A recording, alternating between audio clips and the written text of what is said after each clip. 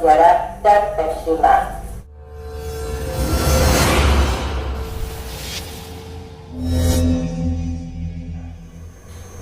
Kebijakan ini, yaitu THR dan gaji ke-13, telah ditetapkan oleh Bapak Presiden melalui Peraturan Pemerintah Nomor 16 Tahun 2022.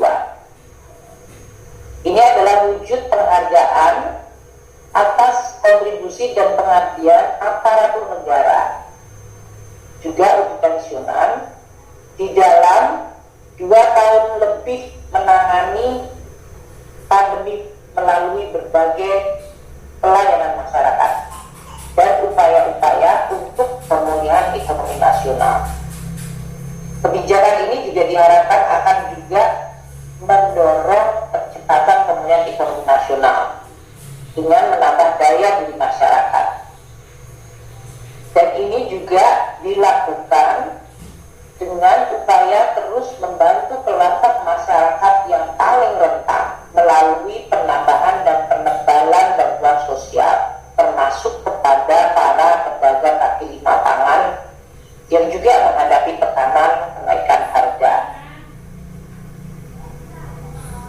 Untuk THR dan gaji ke-13 tahun 2022 ini dilakukan penyesuaian besaran, yaitu diberikan sebesar gaji dan pensiunan pokok plus tunjangan yang melekat pada gaji atau pensiunan pokok, yaitu yang tadi saya sampaikan, tunjangan keluarga, tunjangan pangan, dan tunjangan jabatan struktural fungsional umum yang disebut tunjangan melekat.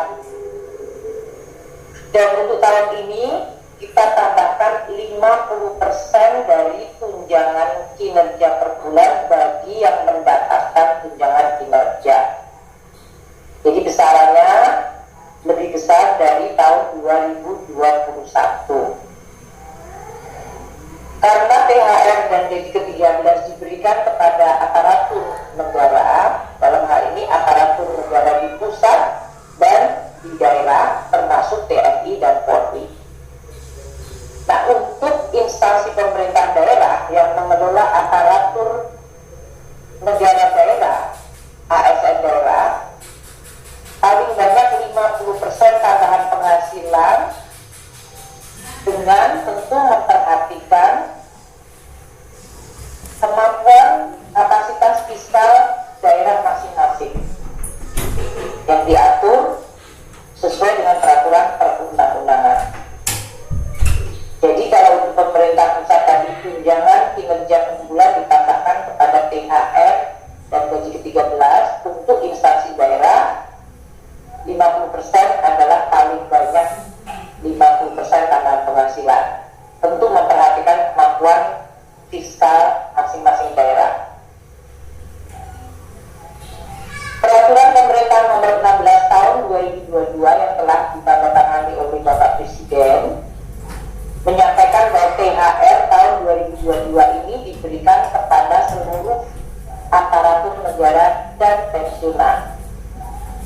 Dalam hal ini, aparatur negara pusat adalah 1,8 juta pegawai, sedangkan aparatur negara daerah adalah 3,7 juta pegawai.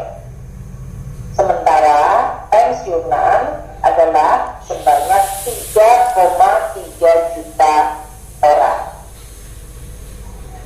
Kebijakan pemberian THR ini telah diatur di dalam APBN, Undang-Undang APBN tahun anggaran 2022,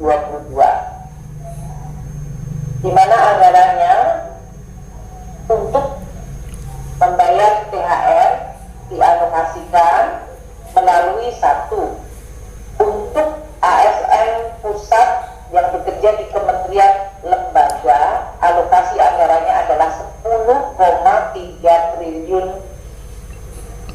yaitu untuk seluruh ASN pusat, TNI, dan Polri. Jadi ini sudah ada di dalam anggaran masing-masing kementerian dan lembaga termasuk TNI dan Polri. Untuk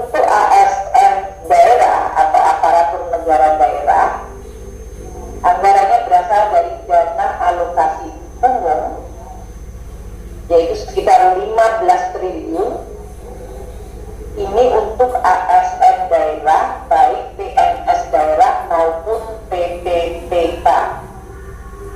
Dan sumber ini dari DAU dapat ditambahkan dari APBD tahun anggaran 2022 sesuai kemampuan fiskal dari masing-masing pemerintah daerah dan sesuai dengan ketentuan peraturan yang berlaku. Sedangkan anggaran untuk THR pensiunan itu berasal dari pos bendahara umum negara, yaitu sebesar 9 triliun rupiah. Seperti pada tahun-tahun sebelumnya, pencairan THR direncanakan dimulai pada periode H-10 dari hari Idul Fitri. Dalam hal ini, Kementerian Lembaga akan mengajukan surat perintah membayar ke KPPM dimulai hari Senin nanti, yaitu tanggal 18 April 2022 dan dapat dicairkan oleh KPPM sesuai mekanisme yang berlaku. Nah, dalam hal THR tersebut belum bisa dibayarkan karena masalah teknis, sampai dengan sebelum hari raya terjadi, THR tetap dapat dibayarkan sesudah hari raya Idul Fitri. Tentu kita berharap ini tetap bisa dibayarkan sebelum hari raya Idul Fitri. Tapi kalau ada beberapa kasus di mana itu belum bisa dilakukan karena masalah teknis, dia tetap dapat dilakukan sesudah hari raya. Saya berharap semuanya akan bisa dilakukan mulai pada H-10, sehingga dalam hal ini ASN dari pusat dan daerah, TNI, Polri, dan pensiunan sudah bisa menerima THR sebelum hari raya. Kami mengucapkan terima kasih atas seluruh dedikasi aparatur negara, TNI, Polri, dan pusat maupun daerah yang terus bekerja mengawal pemulihan ekonomi dan memberikan pelayanan kepada masyarakat, termasuk melindungi masyarakat. Apalagi di dalam konteks hari ini akan terjadi kemungkinan mudik yang sangat besar. Tentu mereka akan bekerja luar biasa, baik dari sisi petugas-petugas yang menjaga untuk kelancaran dan keamanan, baik dari sisi transportasi, kesehatan, maupun logistik lainnya. Dedikasi juga telah diberikan selama 2 tahun pada saat pandemi terjadi. Untuk gaji ke-13, pengaturan pemberian THR di dalam PP nomor 16/2022 tersebut juga mengatur pemberian gaji ke-13.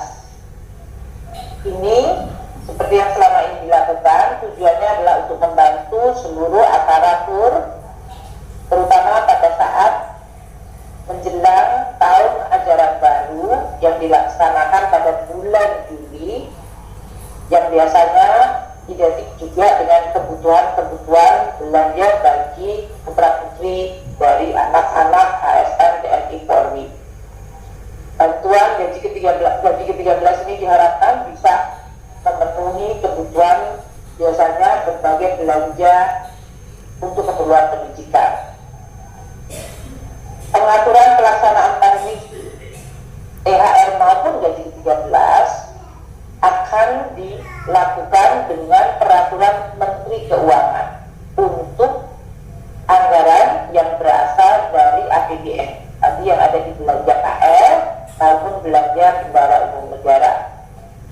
Sedangkan untuk ASN daerah akan diatur lebih lanjut dengan peraturan kepala daerah atau perkada.